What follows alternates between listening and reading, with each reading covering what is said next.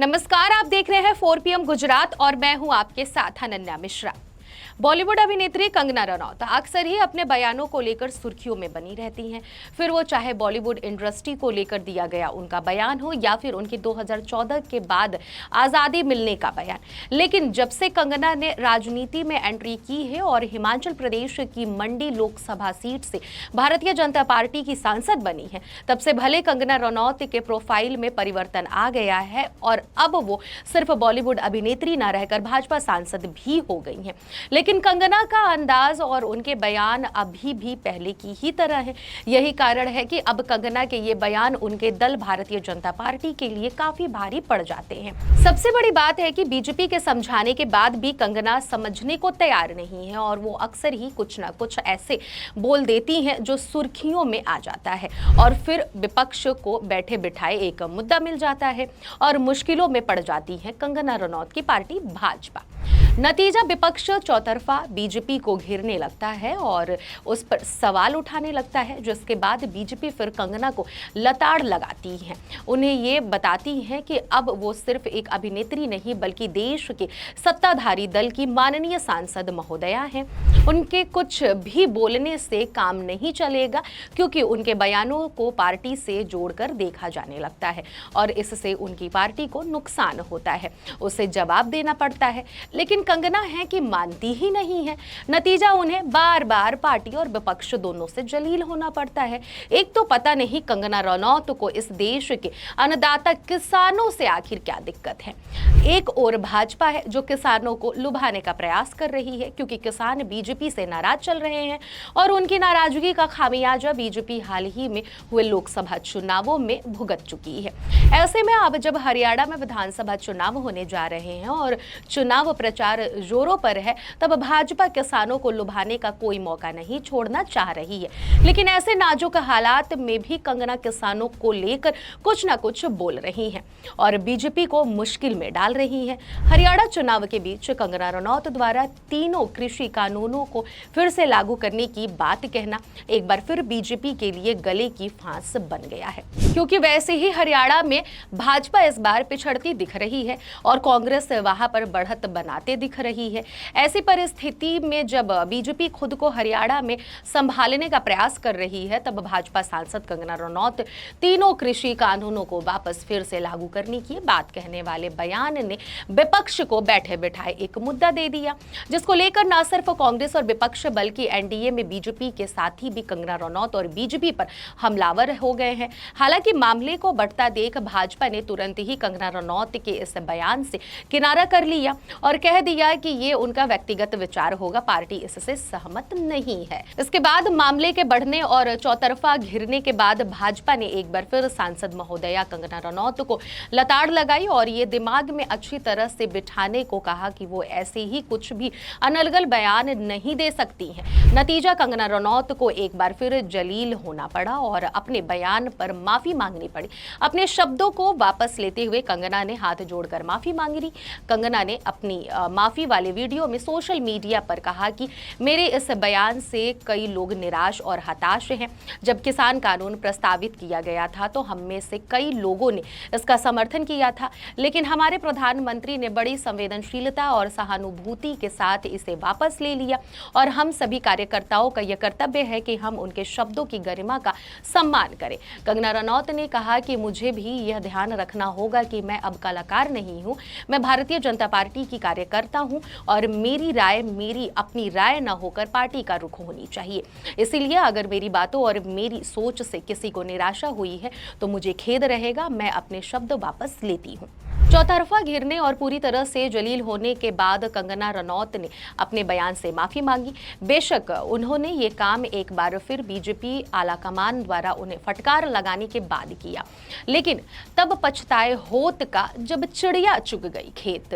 यानी कंगना ने भले अपने बयान पर माफी मांग ली हो, लेकिन उनके बयान से भाजपा को जो नुकसान होना था वो तो हो चुका, क्योंकि विपक्ष ने गठबंधन के बयान को लेकर जमकर विरोध किया और हरियाणा विधानसभा चुनाव में भी विपक्ष को एक मुद्दा मिल गया। लेकिन विपक्ष कंगना के बयान पर माफी मांगने और भाजपा के उनके बयान से किनारा करने से संतुष्ट नहीं है, क्योंकि ऐसा कोई पहली बार नहीं हुआ जब कंगना अक्सर ही किसानों को लेकर ऐसे विवादित बयान देती रहती हैं। ऐसे में अब विपक्ष ने भाजपा से कंगना को पार्टी से निष्कासित करने की मांग कर दी है। कांग्रेस की ओर से ये मांग की गई है कि भाजपा कंगना को पार्टी से निकाले, वरना यही समझा जाएगा कि भाजपा व पीएम मोदी कंगना के बयानों से सहमत हैं।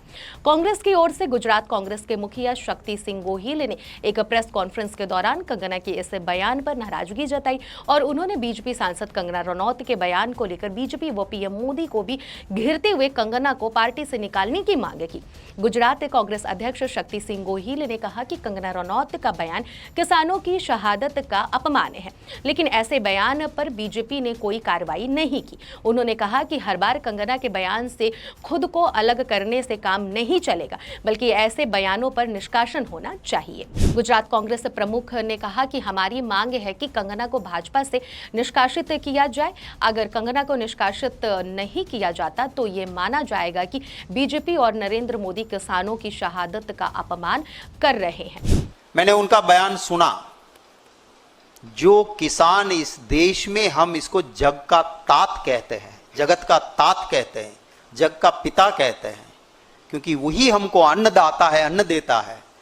उस किसान, उतने सारे किसान शहीद हुए हैं, उन शहादत का ये अपमान है।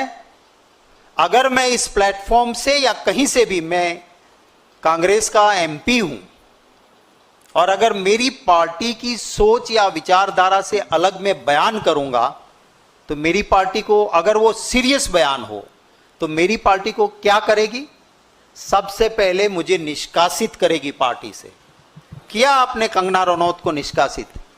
तो ये मेरा सवाल है कि आप ये किनारा कर देते हो बयान से, आप ही कहलवाते हो पहले, फिर किनारा कर दिया तो क्या इससे आप उसे क्लीन चिट दे दोगे? अगर आप इसकी बात से सहमत नहीं हो, और ये पहली बार नहीं है, ये पहले भी बोली थी कि 100-100 रुपया लेके वहां महिलाएं बैठती है किसान के आंदोलन में करके, इस देश की महिलाओं का, किसानों की मां बेटियों का अपमान करने वाली भी यही थी। क्यों आप उसे नहीं निकाल रहे हो? निकालो। अरे मोदी जी, आपके पर्सनल लेवल पे कोई लाइकिंग डिसलाइकिंग हर इंसान का होता है, नो प्रॉब्लम, पर एक एमपी भारतीय जनता पार्टी की किसानों को अपमानित करती है, और इसका मतलब तो ये भी हुआ कि आप भी चाहते हो कि एक माहौल बने देश में। जो काम आप नहीं कर पाए, अपने दोस्तों के लिए वो 3 काले कानून आप ला रहे थे, हालत ऐसे हो गए, आपकी कुर्सी डगमगाने लगी, तब आपने वो 3 काले कानून वापिस लिए। ये मंशा आपकी दिख रही है कि फिर से 3 काले कानून लाना चाहते हो, और इसीलिए अपने चट्टों बट्टों से ये बुलवाते हो। मांग है मेरी कि इसको बीजेपी निष्कासित करे पार्टी से, और अगर नहीं करती है तो लाउड एंड क्लियर इस देश में मैसेज यही है कि मोदी जी और भाजपा इस देश के किसानों की शहादत का अपमान कर रहे हैं, इस देश के किसानों को अपमानित कर रहे हैं, और अपने दोस्तों को मालामाल करने के लिए साजिश बना रहे हैं कि वो 3 काले कानून फिर से वापस लाना चाहते हैं। जाहिर है कि कंगना रनौत एक बार फिर भाजपा के लिए गले की फांस बन गई है। बेशक वो अपने बयान पर माफी मांग चुकी है, लेकिन बयान देने के बाद उस पर माफी मांगने से कुछ नहीं होने वाला। ये सियासत है, यहाँ जो एक बार निकल गया वो रिकॉर्ड्स में दर्ज हो जाता है। फिलहाल अब देखना ये है कि कंगना का ये बयान हरियाणा चुनावों में भाजपा को कितना नुकसान पहुंचाता है और गुजरात कांग्रेस प्रमुख की मांग पर आगे क्या होता है। ऐसी ही तमाम राजनीतिक खबरों को देखने और जानने के लिए देखते रहिए 4 PM गुजरात। धन्यवाद।